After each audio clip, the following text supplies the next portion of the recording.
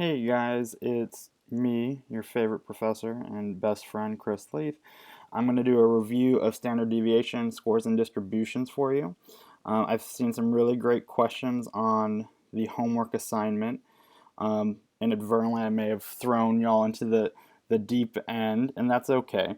I think it's going to be a lot easier once you see this, and you'll see that a lot of this is just about deducing the answers. So let me do a quick review. What is standard deviation? It's a standard unit of change. And another way of looking at it, to kind of demystify it, is to think of it as a unit of distance. Standard deviations always tell us how far from the mean somebody's score is. So for example, if we say Emily scored higher than average, that doesn't tell us much, right? If someone just gave you that feedback, it doesn't mean a whole lot. Even by saying 18 points, right, that doesn't tell us very much either. Are those 18 points meaningful? Remember the example we had in class of if you scored a 90 and someone scored a 91, does that 1 point really make that big of a difference, right? Standard deviations tell us if it's a big deal. So here, if we said that one standard deviation was 20 points, well, Emily still scored below, she scored not one standard deviation above the mean. She's just under it, right?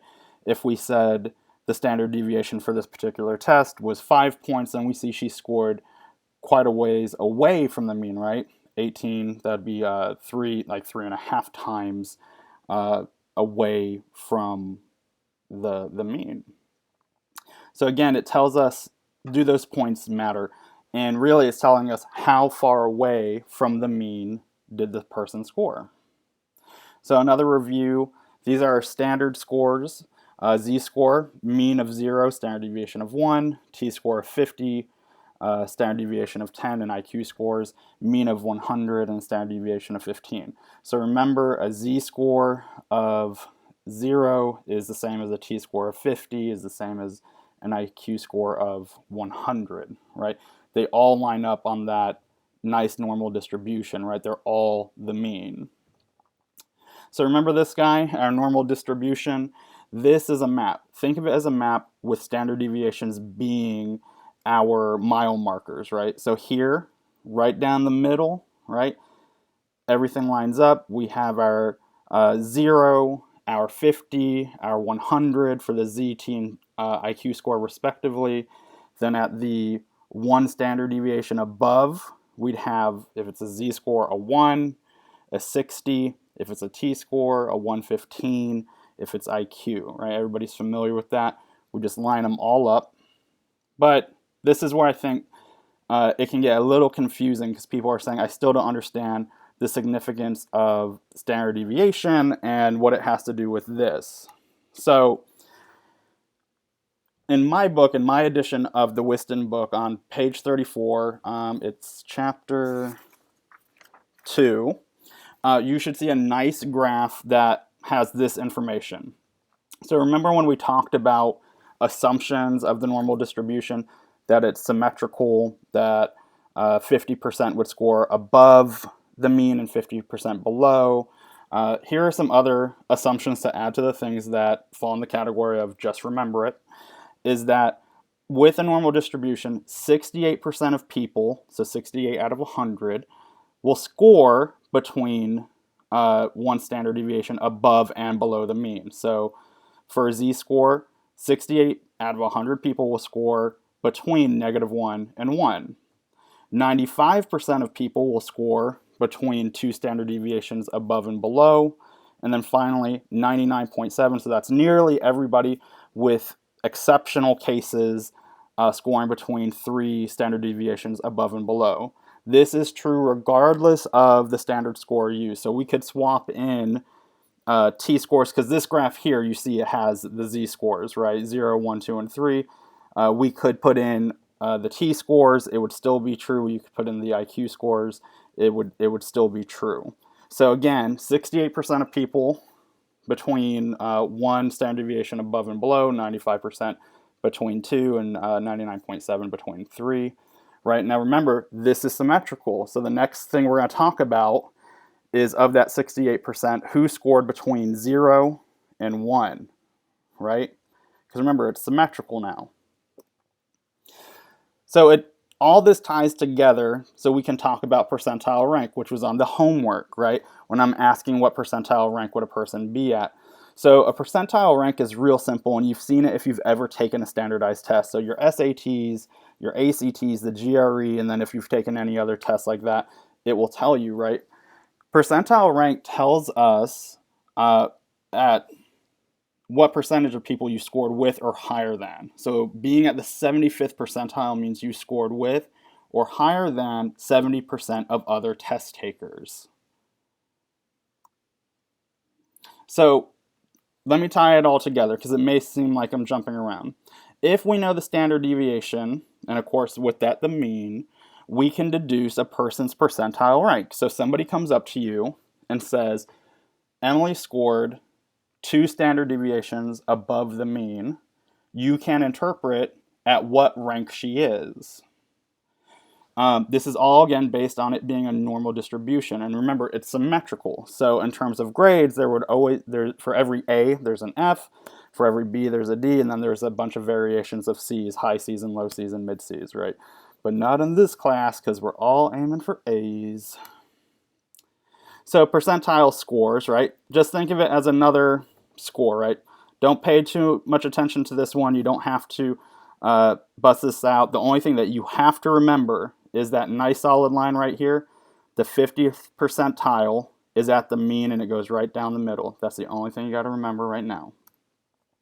So remember this guy? We just saw him a little bit ago, your new best friend. So 68% between 1 standard deviation above and below, 95 for 2, 99.7 for 3. So if we cut that in half then, of that 68%, right, because remember 68% is encompassing those who did 1 standard deviation below and above. So what percentage of people scored between the mean and 1 standard deviation above?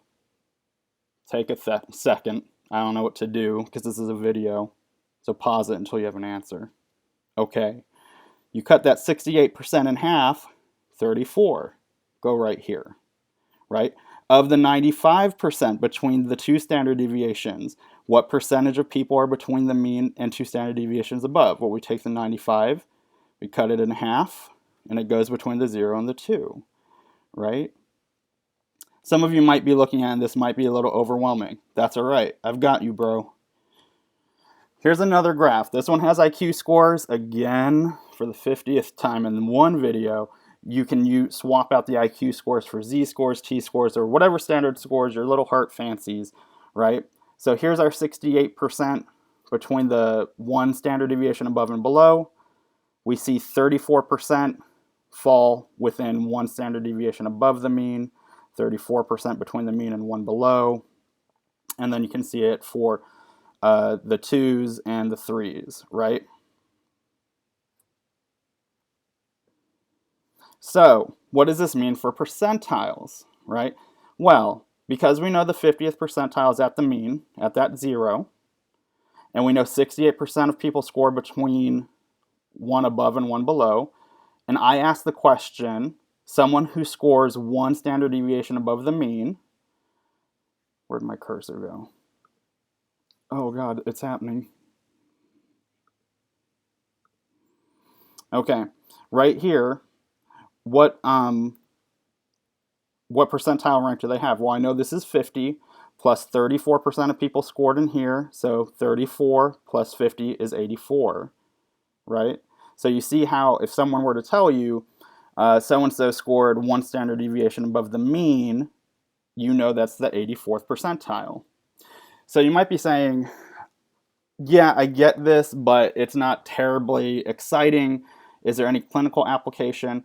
And the answer is yeah, there is. Recall intellectual disability disorder. And one of the criterion for it is that you must score, or the person must score, below 2 standard deviations on an IQ test. So what does that mean practically? Well, let's look. What score does this person have if they have 2 standard deviations below the mean. It puts them in the second percentile, meaning 98% of people scored higher than them. So hopefully this puts it in more perspective. The assumption that a distribution is normal, that 68, 95, 99% thing, and knowing the standard deviation lets you know where amongst other test takers a person's scores fall. So let's look at, I think that's it. Let's look at your homework. Oh, okay. I know this is probably going to look a little blurry on the screen. What percentage of examinees scored below the mean? Well, this is a no-brainer, right? This is normal, so it's symmetrical, so we know 50%, right? 50% were below, right? What percentage of people scored between the mean and one standard deviation above, the direction matters, above the mean? So between here and here, and the answer was there looking you in the face the whole time. Oh, so 34%. What percentage of people scored more than 3 standard deviations above the mean, right? So now we're looking, here's 1, here's 2, here's 3.